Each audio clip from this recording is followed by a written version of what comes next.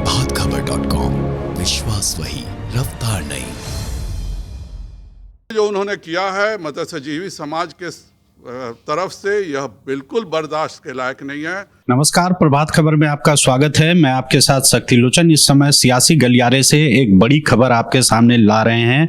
दरअसल बिहार में अभी सियासत गरमाई हुई है और यहाँ पर सबसे ज्यादा सुर्खियों में यदि कोई है तो वो है मुकेश सहनी। मुकेश सहनी और भाजपा के बीच में जो तकरार चल रही है वो अभी भी शांत होने का नाम नहीं ले रही है। दरअसल बीजेपी ने वीआईपी के जो तीनों विधायक थे उन तीनों को अपने खेमे में कर लिया और मुकेश सहनी को अलग थलग कर दिया। मुकेश सहनी को बीजेपी अब एनडीए से आउट बताती है, लेकिन मुकेश सहनी अभी भी मंत्री पद पर बैठे हुए हैं और अब बीजेपी का निशाना कहीं ना कहीं मुकेश सहनी को मंत्री पद से हटाना है। और इसके लिए बिहार भाजपा के प्रदेश अध्यक्ष संजय जायसवाल और मुकेश सहनी के बीच में लगातार अब जो है वो रार शुरू हो गई है, बयानबाजी चल रही है। संजय जायसवाल ने आज फिर मुकेश सहनी के ऊपर ताबड़तोड़ आरोप लगाए और उन्होंने बहुत गंभीर आरोप अब मुकेश सहनी पर लगा दिए हैं और ये आरोप मंत्रालय से जुड़ा हुआ है। दरअसल संजय जायसवाल ने यह आरोप लगाया है कि मुकेश सहनी यानी कैबिनेट मिनिस्टर ने मत्स्यजीवी समाज का जो है वो बहुत बड़ा नुकसान किया है।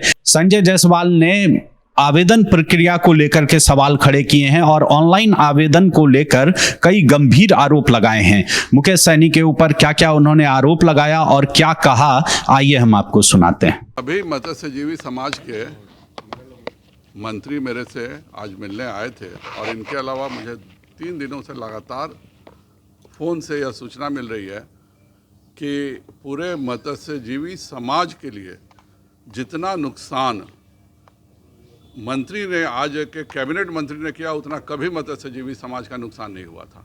पहली बार यह हुआ कि यह ऑनलाइन आवेदन हो रहा है।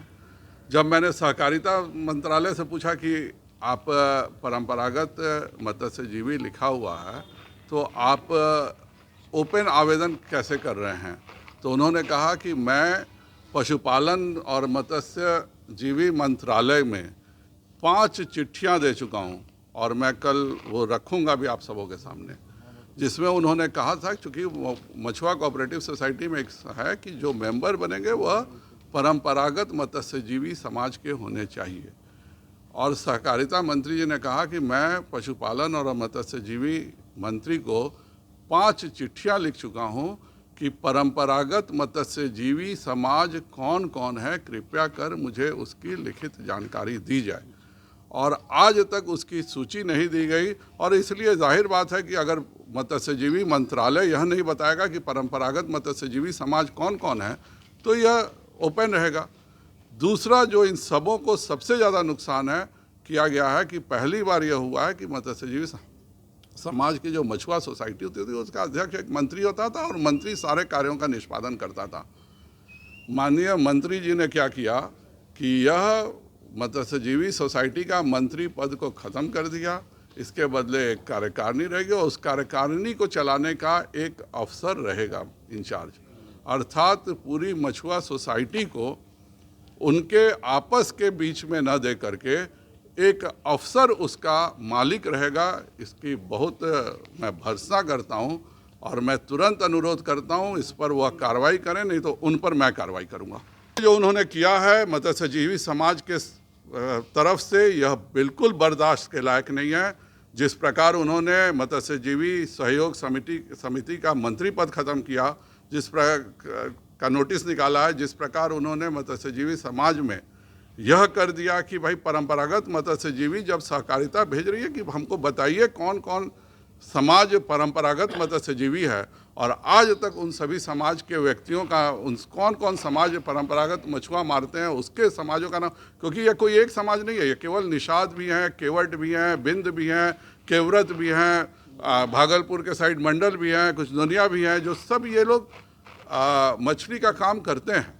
इसलिए यह लिस्ट की बात पशुपालन और मत्स्यजीवी कैबिनेट मंत्री को देना था, अगर वह आज तक एक साजिश के तहत नहीं दिए हैं, क्योंकि उनसे बेचारे ये गरीब मछुआरे जो मंत्री हैं इनसे कोई भी आर्थिक लाभ उनको नहीं हो सकता और इसीलिए एक साजिश के तहत मंत्री पद समाप्त करके यह पूरे कार्यकारिणी बना करके एक अफसर को उसका मालिक बनाना कहीं ना कहीं मत्स्यजीवी समाज के प्रति बहुत बड़ी साजिश है और इस पर भारतीय जनता पार्टी संज्ञान में ले चुकी है और निश्चित तौर पर इसका निर्णय करेगी। बता दें कि शनिवार को संजय जायसवाल ने मुकेश सहनी को निशाने पर लिया था और मंत्री पद से हटने की सलाह दे दी थी। नैतिकता का हवाला देते हुए संजय जायसवाल ने उन्हें मंत्री पद से हटने की बात कही थी और यह कहा था कि अब वो एनडीए से आउट हो गए हैं, अब नैतिकता के आधार पर उन्हें मंत्री पद छोड़ देना चाहिए। लेकिन मुकेश सहनी अभी मंत्री पद छोड़ने के मूड में नहीं है और इसके बाद अब